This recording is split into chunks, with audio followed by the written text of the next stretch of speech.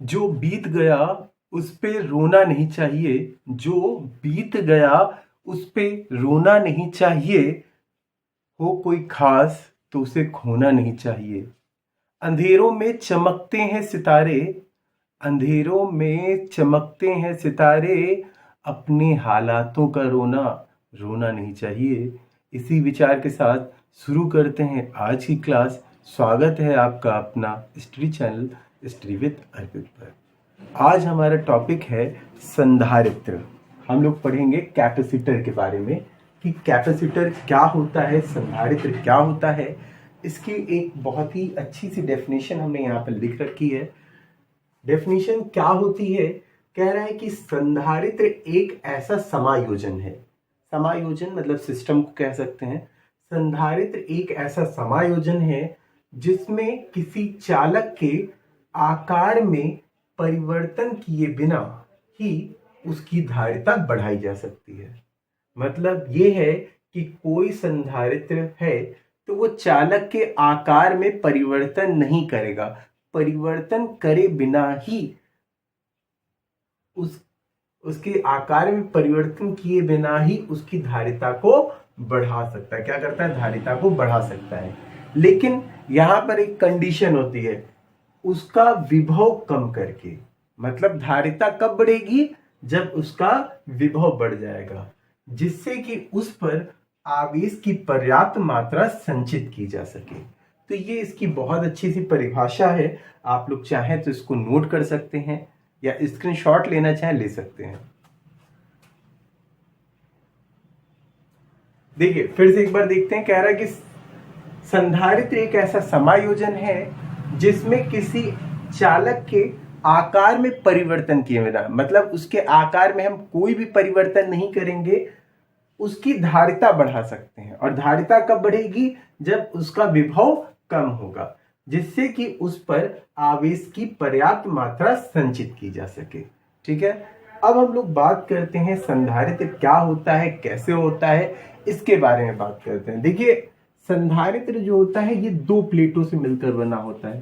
संधारित्र जो होता है वो क्या होता है? दो प्लेटों से मिलकर बना होता है। एक प्लेट हमने मान लिया P1 है और एक प्लेट क्या है?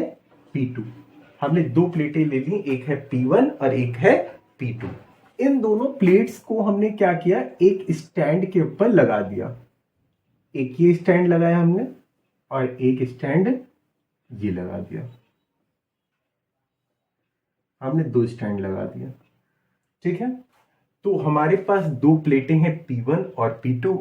इनका क्षेत्रफल, इनका एरिया होगा कैपिटल A। और इन दोनों प्लेटों को हमने विद्युत रोधी स्टैंडों पर हमने लगा दिया। ठीक है, अब हम क्या करते हैं? प्लेट P1 को हम लोग देते हैं कोई चार्ज। हमने प्लेट P1 को दे दिया पॉजिटिव चार्ज। हमने दे दिया P1 को पॉजिटिव चार्ज दे दिया। प्लेट P1 को हमने पॉजिटिव चार्ज दे दिया। तो प्रेरण के कारण, इंडक्शन के कारण क्या होता है? ये P1 पर कैसा चार्ज दिख रहा है? प्लस चार्ज दिख रहा है। तो P2 पर कैसा चार्ज हो जाएगा? अपोजिट चार्ज आ जाएगा। कैसा चार्ज आ जाएगा? अपोजिट चार्ज आएगा। तो यहां पर कैसा चार्ज आ गया? निगेटिव चार्ज आ गया। तो हमने क्या किया? हमारे पास दो प्लेटें थी, एक P1 और एक P2। और एक P1 और एक P2 दो प्लेटें थी। P1 पर हमने प्लस चार्ज दिया। ठीक है, तो P2 पर प्रेरण के कारण अपने आप कैसा चार्ज उत्पन्न हो गया? निगेटिव चार्ज उत्पन्न हो गया। और P2 के बाहर यहां पर धन आवेश उत्पन्न हो जाएगा। यहां पर क्या हो गया? धन आवेश उत्पन्न हो गया। ठीक है, तो इस तरह से क्या होता है? संधारित्र बनता है, कैपेसिटर होता है। तो कैपेसिटर में क्या होता है? दो प्लेटें होती हैं जिनका क्षेत्रफल कुछ होगा। अब क्या करते हैं? देखिए इसी तरह से हमने क्या किया, मान लिया कि भाई ये अभी तक संधारित्र था और ये हमने एक उसी संधारित्र को बना के दिखा रहे हैं, जो अभी मैंने ऊपर बनाया उसी को ही बना रहा हूं।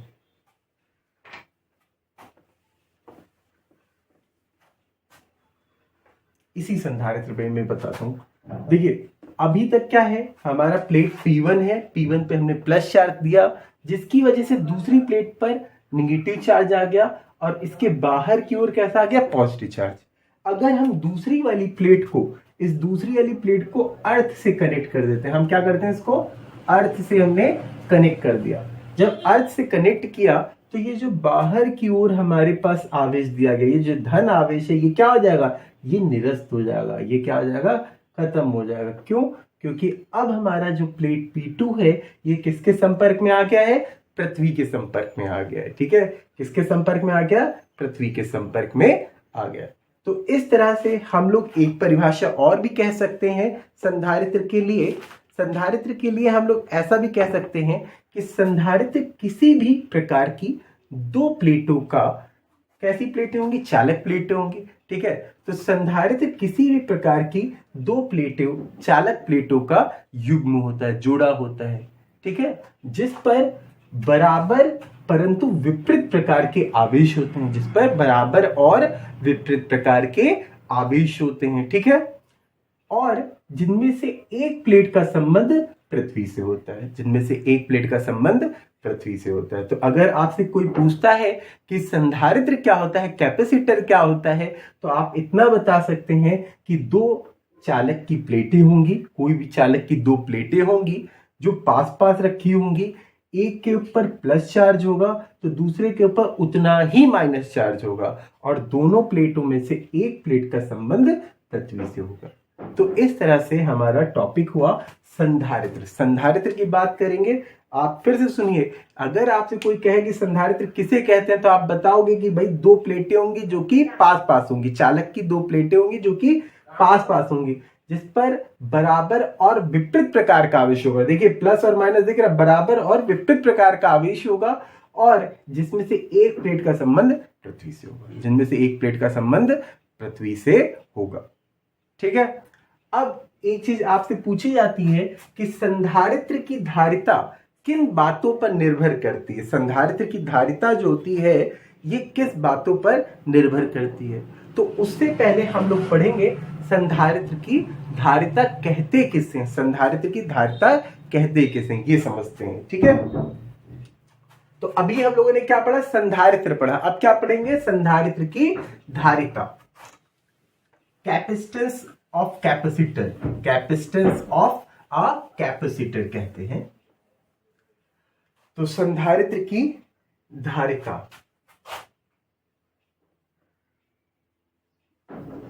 संधारित्र की धारिता इंग्लिश में कहते हैं कैपेसिटेंस ऑफ कैपेसिटर कहेंगे। क्या कहेंगे, कैपेसिटेंस ऑफ कैपेसिटर कहते हैं। ठीक है, अभी देखिए क्या होता है कैपेसिटर, कैपेसिटेंस क्या होती है।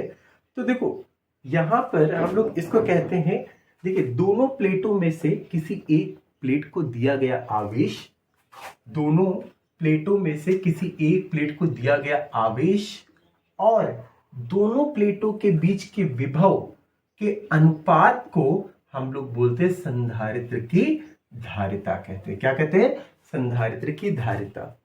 तो कोई संधारित्र हमारे पास है, कोई कैपेसिटर हमारे पास है, और उस कैपेसिटर को दिया गया आवेश और दोनों प्लेटों के बीच के विभव, ठीक है, पोटेंशियल की बात करते हैं, तो दोनों प्लेट के बीच दिए गए विभव, दोनों के अनुपात को हम लोग बोलेंगे संधारित्र की धारिता कहते हैं। क्या कहते हैं, संधारित्र की धारिता कहते हैं। और इसका मात्रक होता है फैरेड होता है। क्या होता है, फैरेड। याद रखेंगे, मात्रक क्या होता है, फैरेड होता है। ठीक है, तो अगर आपसे कोई कहे कि संधारित्र की धारिता क्या होती है, तो आप बताओगे कि दोनों प्लेटों में से किसी प्लेट को दिया गया आवेश और प्लेटों के बीच के विभव के अनुपात को, दोनों के रेशियो को हम लोग क्या कहेंगे, हम लोग कहेंगे संधारित्र की धारिता कहेंगे। क्या कहेंगे, संधारित्र की धारिता। अब संधारित्र की धारिता किन किन बातों पर निर्भर करती है, क्या क्या पॉइंट है जिन पे ये डिपेंड करती है। ठीक है, तो हम लोग बात करते हैं, पहला पॉइंट तो यही होता है कि प्लेटों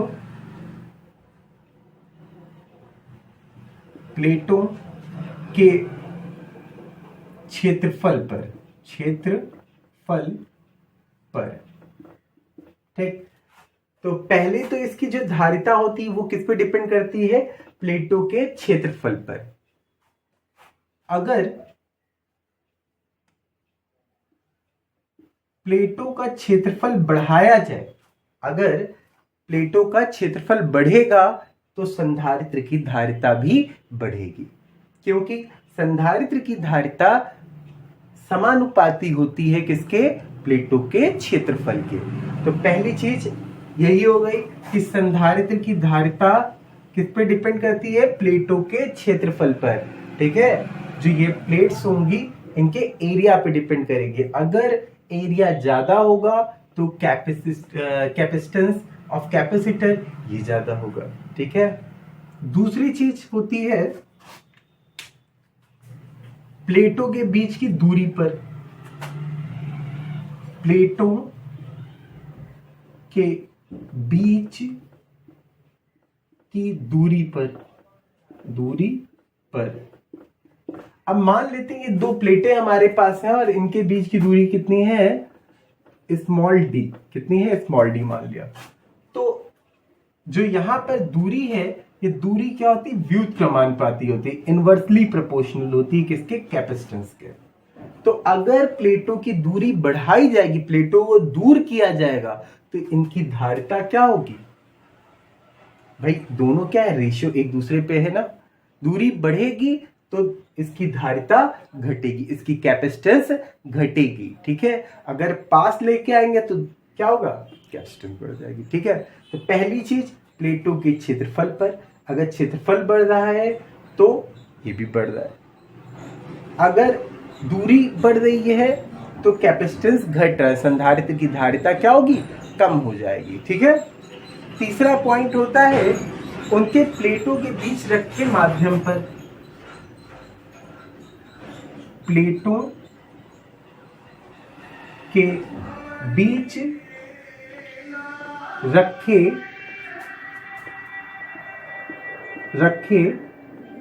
माध्यम पर। ठीक है, अभी मान लेते हैं ये दो प्लेट दिए गए, इन दोनों प्लेटों के बीच में कोई परावैद्युतांक पदार्थ रख दिया जाता है। मान लो कि कोई परावैद्युतांक पदार्थ, जैसे हमने यहाँ पर मोम रख दिया, मोम की एक छड़ रख दी। ठीक है, मोम की एक छड़ रख दी हमने, तो क्या होगा? इसकी धारिता बढ़ जाएगी। मतलब ये किसी, देखिए अगर यहाँ पर हम लोग बात करते हैं इन दोनों प्लेटों के बीच कोई माध्यम रख दिया जाता है, कोई परावैद्युतांक पदार्थ रख दिया जाता है, तो क्या होता है कि दोनों प्लेटों के बीच में अगर कोई परावैद्युतांक रखा जाएगा तो इनकी प्लेटों के बीच की धारिता क्या हो जाएगी? बढ़ जाएगी। प्लेटों के बीच की धारिता बढ़ जाएगी। ठीक है, तो पहला पॉइंट हमने पढ़ा कि प्लेटों के क्षेत्रफल पर अगर क्षेत्रफल बढ़ेगा तो धारिता बढ़ेगी। दूसरा पॉइंट पढ़ा हमने प्लेटों के बीच की दूरी पर, अगर दूरी बढ़ेगी तो धारिता घट जाएगी। तीसरा, अगर इनके बीच में कोई परावैद्युतांक पदार्थ है तो इनकी धारिता बढ़ जाएगी। ठीक है, तो ये हमारे मोस्ट इंपॉर्टेंट पॉइंट थे।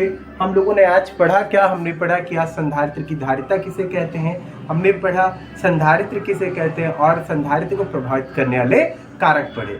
तो अगर आपको वीडियो अच्छा लगा है तो प्लीज़ शेयर कर दिया करिए, लाइक कर दिया करिए, कमेंट कर दिया करिए, और नए हैं तो सब्सक्राइब कर दीजिए, और दोस्तों से भी सब्सक्राइब करने के लिए कहिए, जो भी नए बच्चे आपके टच में जो 12th में है। Thank you so much.